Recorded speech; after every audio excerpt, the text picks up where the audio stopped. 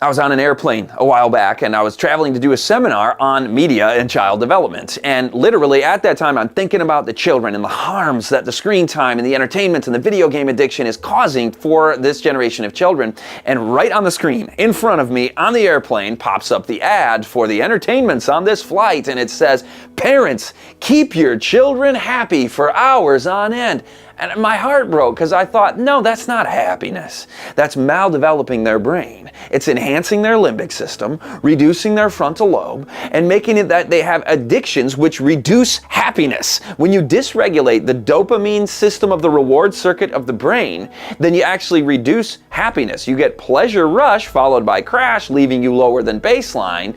But if you have enriching things, social interaction, service, books, learning, work, play, study, all the good things, then you end up with a well-balanced, developed brain. Keep the kids happy for hours on end. What a lie. And then the TV ad for Intel came out, and the child's battery on the Intel device dies, and it's like, oh, it's sad, this has happened. But then their product has the solution. It goes like this to make this child happy again, so you never have to stop watching. Come on, people. But I know I get the feedback and the pushback. Well, come on, can't children learn from the use of these devices? You know, get the toddlers on the iPad and they'll do a little educational game on there and they'll become smarter and they'll learn from the devices. If that is said to you, it's said in ignorance of the research. I want to cite Dr. Dimitri Christakis, one of the foremost researchers on child development and media use. And he actually studied this. And what they did in one of the studies was they had children do block stacking without ever having used a device. They're stacking blocks and these toddlers are playing with blocks. But then they had another group prime them for block stacking by letting them play with a block stacking app. And this is going to make them such advanced block stackers, isn't it? Not at all. Playing it on the app had no relevance for their quality of block stacking in the real world. After they got primed on the app, they were no better block stackers than the kids who never got to play the app. So here's his quote about all the research they've done on this. What we do know about babies playing with iPads is they don't transfer what they learn from the iPad to the real world. So it's a virtual world that's contained within itself and is problematic too. It's not just that it's not beneficial, it's downright harmful. I mentioned the addictive aspects. Let's go to those toddlers again.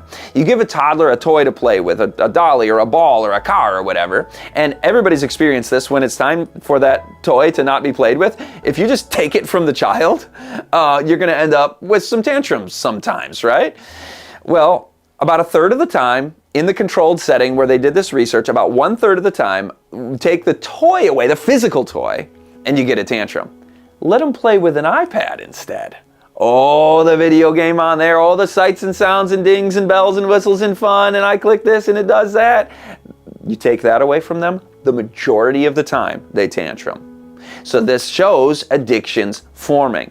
Studies have shown just 1 hour per day of screen time for 2 to 5-year-olds increases their risk for mental health conditions.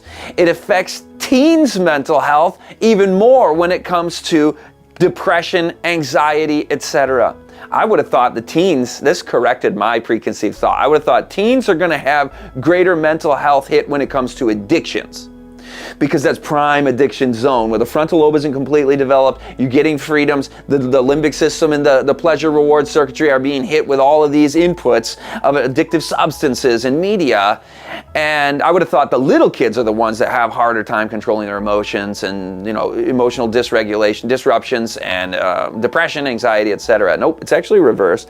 It's bad for both. We got addictions and other mental health disruptions at early ages, addictions and other mental health disruptions at the older ages because of excessive screen use of the wrong kind at the wrong ages during too frequent uses and too long duration of uses, wrong times of the day, lots of problems. I won't try to say it all in one short video. Go to beltoftruth.tv, learn about all these effects. It's all in the research. It's not my opinion. It's not anybody's opinion. You look at actual outcomes. You look at interventions. I'll leave you with some good news though. Interventions. You take kids who actually have a diagnosed mental health condition, and Dr. Victoria Dunkley has taken them off media for 3 weeks. and does just a strict media fast. And what they found in the research, or in her clinical practice rather, was that in 3 weeks, the majority of these patients have all of their symptoms gone. 80% of them have the majority of their symptoms gone. In 3 weeks, sometimes 4 weeks actually. That is really good news, and it's showing what the problem is, because you just found the solution. And I'd rather talk about the solution than the problem. The solution is in God's methods of how we used to live life in just a more natural way, where we had relationships, where we had service and love and affirming the children and giving them actual things that they could do to succeed, hobbies and things that we do together. That's a theme to take from this. Together, together, together.